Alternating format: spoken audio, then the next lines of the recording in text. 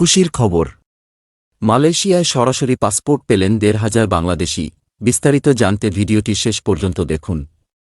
মালয়েশিয়ায় অবস্থিত বাংলাদেশ হাইকমিশন থেকে সরাসরি পাসপোর্ট পেয়েছেন ১৫০০ প্রবাসী বাংলাদেশি। শনি ও রোববার দেশটির ছুটির দিনে হাইকমিশনের বিশেষ ব্যবস্থাপনায় তারা পাসপোর্ট সংগ্রহ করেন।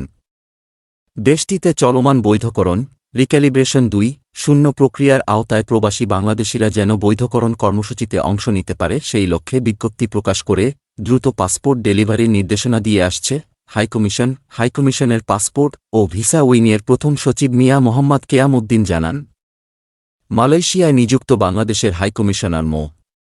শামীম আহসানের নির্দেশে ছুটির দিনেও পাসপোর্ট সেবার পাশাপাশি অন্যান্য সেবাও চালু রয়েছে। শুধু পাসপোর্ট বিতরণই নয়, যাদের পাসপোর্ট আবেদনে তথ্যগত বিভিন্ন সমস্যা রয়েছে, ২ দিনে এরকম প্রায় ৪৫০র বেশি পাসপোর্ট আবেদনকারীর সমস্যা সমাধান করা হয়েছে। হাইকমিশন সূত্রে জানা গেছে, ১৫০০ পাসপোর্ট সহ সরাসরি ও পোস্ট অফিসের মাধ্যমে এ পর্যন্ত মোট ২,৮০,০০০ পাসপোর্ট বিতরণ করা হয়েছে।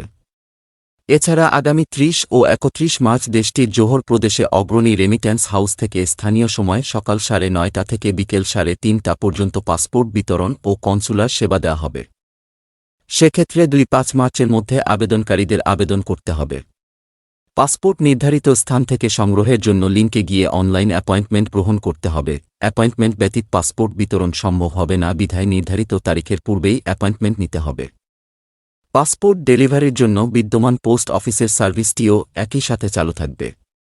তবে একই সাথে ২ প্রকার সার্ভিসে অ্যাপয়েন্টমেন্ট গ্রহণ করা থেকে বিরত থাকার জন্য হাইকমিশনের সংশ্লিষ্ট বিভাগ প্রবাসীদের অনুরোধ করা হয়েছে। এছাড়া পাসপোর্ট সেবার পাশাপাশি জোহর বারুতে ৩১ মার্চ পাসপোর্টের তথ্য সংশোধনী সংক্রান্ত পত্র, পাসপোর্ট সংক্রান্ত বিভিন্ন চিঠিপত্র, পরিচিতিমূলক পত্র বা লেটার অব ইন্ট্রোডাকশন, পাসপোর্টের ফটোকপি সত্যায়ন, জন্ম নিবন্ধন সনদ সত্যায়ন, ট্রান্সফার অব রেসিডেন্স বা দেশ ত্যাগের পরিবর্তনের প্রত্যয়নপত্র, একাডেমিক সার্টিফিকেট বা শিক্ষা সনদ সত্যায়ন, ড্রাইভিং লাইসেন্সের সত্যায়ন এবং প্রত্যয়নপত্র, আমোক্তারনামা বা পাওয়ার অফ অ্যাটর্নি, পারিবারিক সম্পর্কিত পত্র বা রিলেশনশিপ লেটার, বৈবাহিক সনদ, নিকাহনামা এবং ডিভোর্স পেপার সত্যায়ন, মালয়েশিয়ান নাগরিক বিবাহের ক্ষেত্রে অবিবাহিত সনদ সত্যায়ন, পুলিশ ক্লিয়ারেন্স সার্টিফিকেট কপি সত্যায়ন, অন্যান্য কাগজপত্র সত্যায়ন, কনসুলার সেবা করা হবে।